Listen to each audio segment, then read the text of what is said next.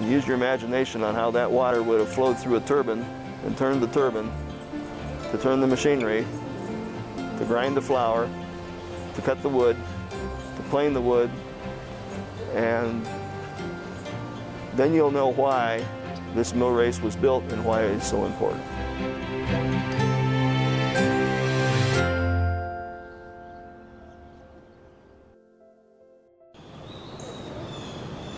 My name is Ron Hoke. I'm the president of the board of the Goshen Historical Society, and we're standing here in the Trailhead Plaza of the Millrace Trailway because this year is the 150th anniversary of the opening of the Goshen Millrace. The canal was a dream of Cephas Hawks Jr., and he was the major contractor that oversaw the canal's completion. They started digging the channel in 1867. If you look at the pond itself, you can see where the river main route was, that it hugged the bank along what is now this reservoir that was filled in the fall of 1868 when the dam was completed and water was finally diverted into the canal.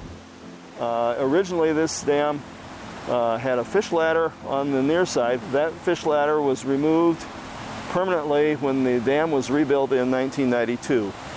This dam has never failed, although at times it had some leakage on the banks.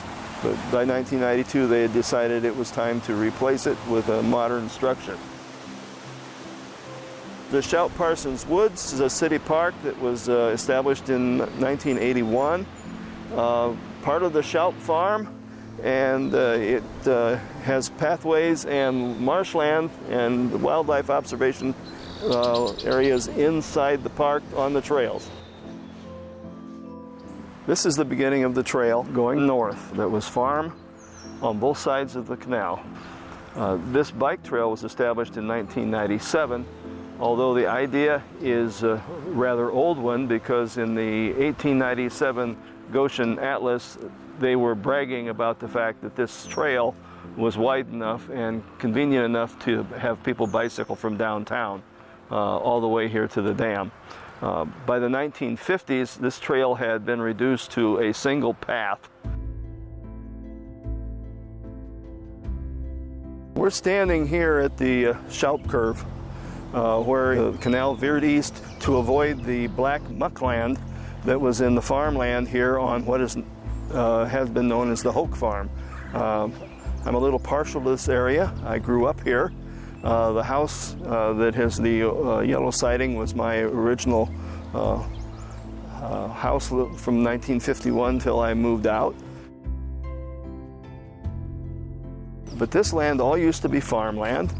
In the pasture on the Hoke Farm, in the old muckland, the grass is still quite lush and it supports cattle and horse pasturing.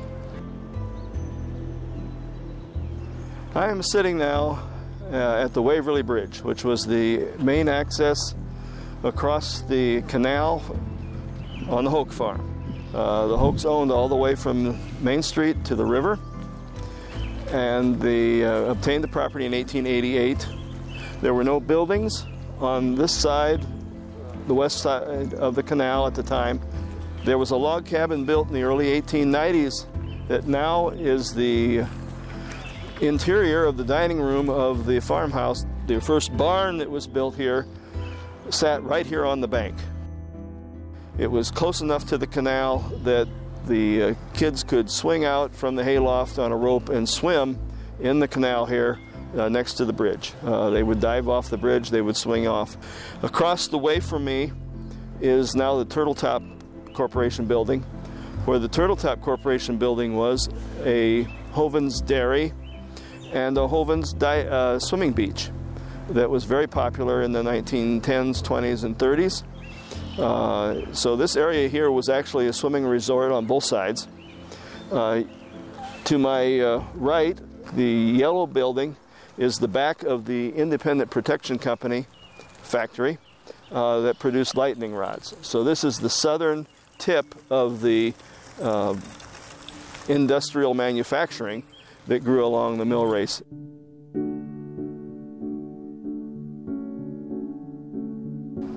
This is the current bridge on Murray Street that connected the main Murray house to the Murray farm. 2 homes and a barn were located on the farmland west of the bridge near the Elkhart River. The foundation of that barn is still visible on one of the park trails that lead from the Wreath Interpretive Center. The bridge used to span US 20 up by Middlebury.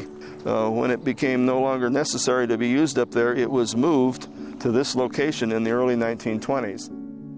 The Murray property to Plymouth Avenue has all been turned over to the Park Department, and located in this section is the Wreath Interpretive Center. The land north of Plymouth Avenue and west of the Millrace was once low-lying marshland. It was obtained by the city of Goshen in 1950, and until 1963, it was gradually filled by using it as a city dump. In the late 1950s, a ball diamond and playground were placed in this park, and it was named Shanklin Park as a memorial to a popular high school teacher. Over the years, it has become a gem of the Goshen Park and Recreation System with the addition of 3 ball diamonds, a pool, Tommy's Kids Castle, and the Schrock Pavilion. We're standing here now at the pedestrian bridge that goes to Douglas Street. From this point north is the beginning of what was the industrial complex that grew up along the Millrace. So we'll be referring to buildings that no longer exist in some instances. The west part of this bank also had industrial development, but not nearly as much as was on the east bank. On the east bank of the Millrace here were various factories and businesses that included the Goshen Novelty and Brush Company, the Goshen Ice Cream Company, and then eventually the Mogul Rubber Company. The Mogul Rubber plant sat here and was eventually razed, and after some redevelopment issues were resolved, the location is now the site of a new co-housing development. On the east bank, starting here at Monroe Street, the largest company that was involved was the Goshen Ice Company. They cut ice and stored it in some sheds over there so that there was ice available to the residents of Goshen during the summer months rather than just during the winter. You'll see that the width of the canal here was subject to having ice form over there in the winter months, and they could cut the ice out of that particular segment of the Millrace. The heavy bridge that was built for the Reith Riley Construction Company is over the Millrace here. It replaced wooden structures that serve the lumber yards that were back here. To my south was also the site of a baseball field. It was called the Tonawanga Park. This area to the north here, that area has undergone a massive change since the canal was built. That red tree out there in the middle would have been in the middle of a relief channel. It was a channel of water that went from the Millrace to the river over a 14-foot waterfall. So there were actually 2 dams in Goshen. This was the second one. The factory that we now see over here on the east bank, that was the Hawks Furniture Complex. They were one of the first factories that were built on the Millrace when it was completed in 1868. Hawks had buildings on both sides of the canal here. There was a trestle that went across the Millrace to connect the 2 factory buildings on the 2nd floor. And I also want to point out that we are standing here very near the end of what was the west rail lateral that provided rail traffic to the factories on both sides of this canal. The canal from this point extended 2 more blocks all the way up to Clinton Street. And it's hard to imagine that now because the Interra Credit Union is sitting there in the middle of what used to be factories. And on the other side of Lincoln Avenue, you have the Elkhart County Administration Building sitting in what used to be factories. The businesses that were from this point north all started out by using water power.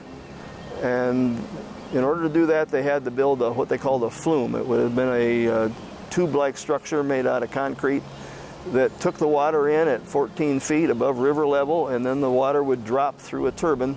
Thus, they get the water power through the turbines. eventually water power gave way to steam, and the companies used the water access to generate their own steam to run their machinery. The Hawks family recognized that the Millrace could also be used to generate electricity. By 1898, they had established a power generating facility that you see here. This is part of it. They ran that in competition with the city for a while, and finally NIPSCO took this plant over, and they ran power out of here until the 1960s. The companies that were on this two-block stretch here north of Washington Street included a grist mill that was run by the DeFries family. It was bordered by the Crary Furniture Company that led to a linseed company and then a case buggy company. The Rowell Iron and Foundry was on this stretch of highway up here, and that was later followed by Goshen Manufacturing, which turned into one of Goshen's chief employers through the 50s. Hawks Flour was moved from Waterford and established right on the corner of Lincoln and 2nd Street. And it was followed by the Farm Bureau Co-op tower before the Interra Company. If you go across Lincoln Avenue then, you had the Case Buggy Company. Stauffer Flour Mill, the Yackel Carriage Company was followed by Goshen Sash and Door. And Goshen Sash and Door was one of Goshen's primary employers for years and years. Standard Plating was on that block. The Goshen Woolen Mill was established right where the county building sits right now, and followed by Goshen Buggy Top and Goshen Cushion. So what was a primary source of employment and manufacturing has basically faded into history, but we're left with a recreational facility, and we have the population that's been left behind that came here to get jobs in these old factories and found new jobs in newer factories.